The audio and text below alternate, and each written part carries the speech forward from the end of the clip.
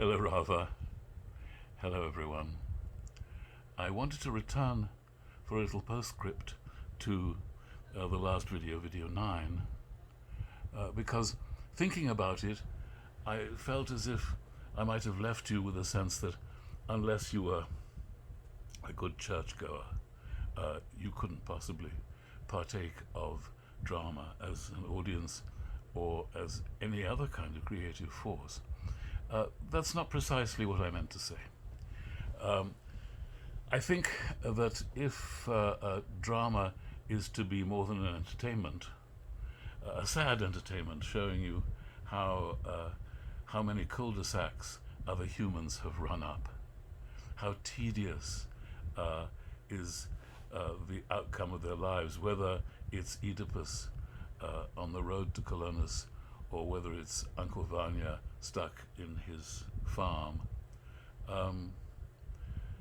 If you're not to conceive of drama as largely, ever since Aeschylus, composed of these failures to cure the problems, the ills, the stink, the burden, the pollution that haunts men's lives, then something has to be done in the search for healing, in the search for what Aristotle describes as catharsis, as purgation. And I think we have to take him seriously, that purgation is the purpose of drama. So then, healing.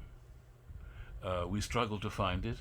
The honest dramatists from Sophocles onwards cannot promise it, but they show the struggle we share with their characters, with Chekhov's characters, with Shakespeare's characters, with Beckett's characters.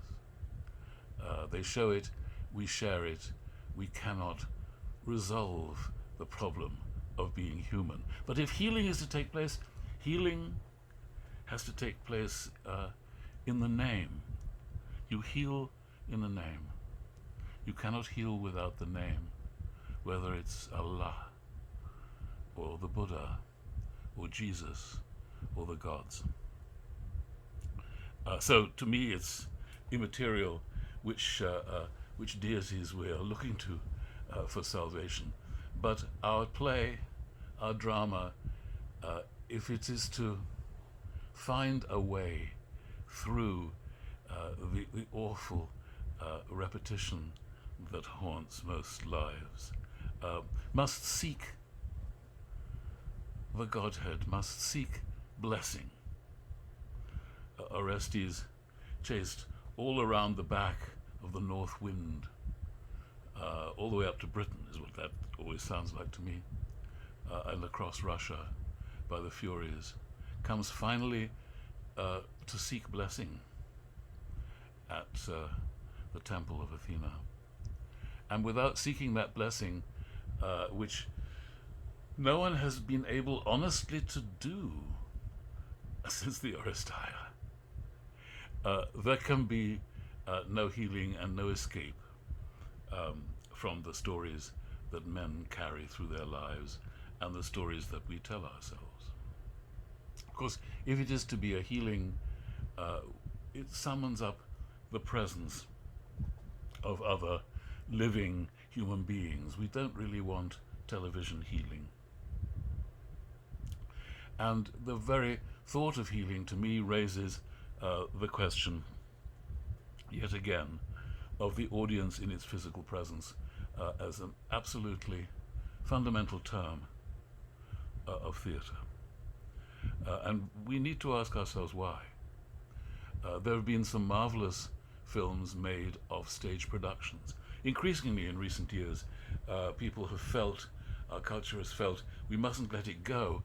These wonderful performances, we must at least have a record of them, which naturally defies another of the basic tenets of theatre. The thing happens once, and once only. And that once only happens again and again. In ancient Greece, it was once only. If somebody said, I saw the Oresteia and it was wonderful, you can't then say, oh, how you lucky you, which performance did you see? because there was only one. And in theatre, there is only one performance. A play in 1700, let's say 1700 exactly, a play like The Way of the World, which was a moderate success and as such a disappointment and even a failure to its author, William Congreve. I think they gave 7 performances. That's not terrible. 10 performances would probably exhaust the potential audience in Restoration London. But whether it's 10 performances or 10,000 makes actually no difference if you address the function of time within the history of drama. Each instance, each performance is the only performance. And you can't, you can crystallize it, that's to say, you can capture a given night on film. I say capture it, you can't really. You can drag it out of the dream that it is into the reality that it isn't.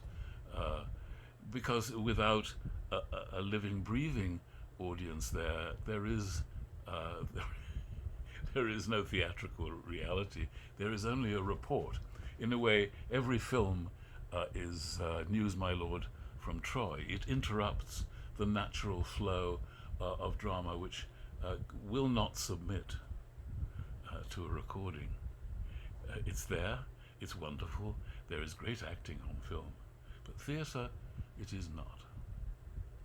So we return to the meaning of the uniqueness of the single instance, the unrepeatable instance of being there. In the ancient theatre, the theatre of Dionysus, of course, you don't have the extraordinary aspects of a performance that we, as we understand a great stage performance to be, which involves not only the body, but the face that was missing from Athenian tragedy, hidden behind an expressive mask, but a mask nonetheless, leaving you with voice, a most important and singular and solitary element of drama. The voice is only as it is, however carefully rehearsed, different on each night. You were there when the scream of Oedipus rent the theatre, or you were there on another night when it wasn't quite this enormous scream that you'd been told was such a famous moment, and you'd spent your money to come to a contemporary theatre to hear that scream from some famous actor. But it's never quite the same. So from the beginning there was a human contact, but there were practical considerations, just as film is a matter of practical considerations. We wish to market the beautiful thing that is a great production, and often we do it very interestingly. I can think of a marvelous filmed version of Uncle Vanya, a marvelous filmed version of Three Sisters, but it is of course not the same. We live in an age of packaged experiences, and theatre is one of those. And unless we package it, it won't make money, and by packaging it, it ceases to be the unique thing it was. Even the singularity of the performance at the Festival of Dionysus in Athens was a kind of packaging, reverse packaging, that's to say, the opposite of our idea now of packaging, which is let's sell it to as many people all over the globe. And yet, the singularity was about the fact that you had a theatre with more than 10,000 people in it, and that was a way of getting the play over to everybody who might be interested in sharing the experience of the history of the race and its terrible dilemmas, its fatal dilemmas, to be present at the purging of your fear that you too might find yourself to be an Oedipus. You too might find yourself caught up in the overweening infection of power, the terrible virus of power that distorts your very soul. King Creon, who we meet, in fact, in the Antigone, before we get to the Oedipus, we meet as a tyrant. Power he feels has invested him with the duty to make choices which turn out to be catastrophic choices, but he makes them in the name of the state, urgent matters of state. Chronologically, we first meet him in the Oedipus, so if we see the Antigone in the correct order of writing, not order of the story, but the order of Aeschylus' writing, we meet Creon and we think he is an archetype. He is basically his former brother-in-law, Oedipus. He's the same guy. And he ends up alone. And his wife hangs himself, as does Oedipus' wife / mother. But in fact, you see, when you see the Oedipus, you see the Creon as the king's brother. A very nice role. He likes it very much. We would all like to be the king's brother. This is a very pleasant job. Everyone respects you. You get plenty of power and girls and good food and feted wherever you go, and you don't have to take any decisions. And the Creon that we meet, the Creon before Antigone, the Creon before the 7 against Thebes that we meet, if we see it in what is historically the right order rather than chronologically in terms of Aeschylus' work, we meet him first in Oedipus. Creon is a man who doesn't want to be a king. There's no desire to be a king. So you could get chosen to be king because everybody else dies. I'm working at the moment with a realtor in Hastings called Edward Montague, and because he spells it without an E on the end, I said, are you related to the House of Montague? Of whom I happen to know the current Earl, the Earl of Sandwich. There was a Montague way back who devised the sandwich, and it became his title, the Earl of Sandwich. And I know Johnny Montague very well. I've known him for 60 years. And I said to Edward Montague, my realtor, I said, are you related at all? Edward said, according to my father, I'm 17th in line for the earldom of Montague. A big family, interesting family in the history of Britain. But so it could happen to you. It happened to Creon. It would happen to my realtor Edward Montague only if 16 particular people died, if he was able to engineer that, or if it just happened. Then suddenly power would fall upon his shoulders, and with it the nightmare of power itself, which is what we see in the Antigone. And we see in the Oedipus, although it's certainly not power that drives Oedipus mad, not power that destroys Oedipus. It is, however, arrogance. Oedipus's refusal really to take Apollo seriously and realize that he can't just avoid, I'll leave home, then I won't be able to marry my mother or kill my father. He's not thinking, take Apollo seriously, man.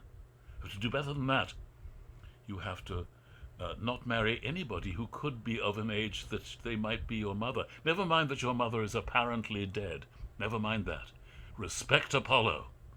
And Oedipus's failure to do that. Don't hit anybody who is older than yourself. Then you can't kill your father.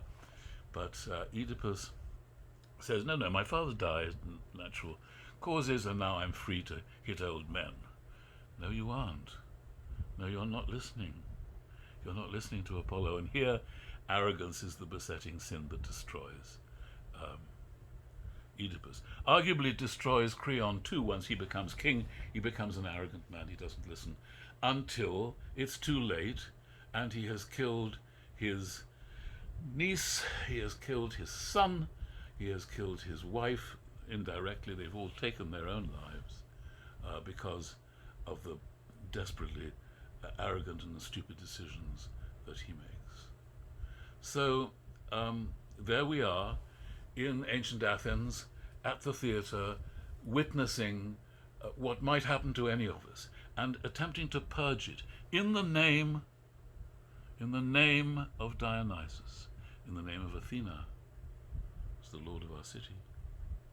And our city is ultimately supremely honored in Athens by the theatre as a celebration of Athena and the city and what the city has to offer, which is primarily justice. So, in a law court. And this is the experience we have sought to heal the fear in our heart, the desire for power, the blindness, the stupidity, the arrogance with which all of us are saddled. See it, learn it, read it and weep. And the presence of other sentient human beings and the uniqueness, unrepeatableness of the experiences, specifically the case, of course, at the Festival of Dionysus, where plays will not be ever done twice, is an instruction that remains true. If you speak to any actor who's been in a play for a longish period of time, or even a shortish period of time, they will tell you that each time was unique. They only really ever played it once, but did that over and over again. So time, the time that stands still in Racine's play, waiting for a decision, is also the time that plays take up in their sequence, which is not a sequence. There is no clock in the history of drama. There's just one damn thing after another, as Georg Büchner's great hero Wojciech says, as he sees the world unravel before him. That, of course, is the problem bequeathed to us when there is no name in which we can achieve salvation.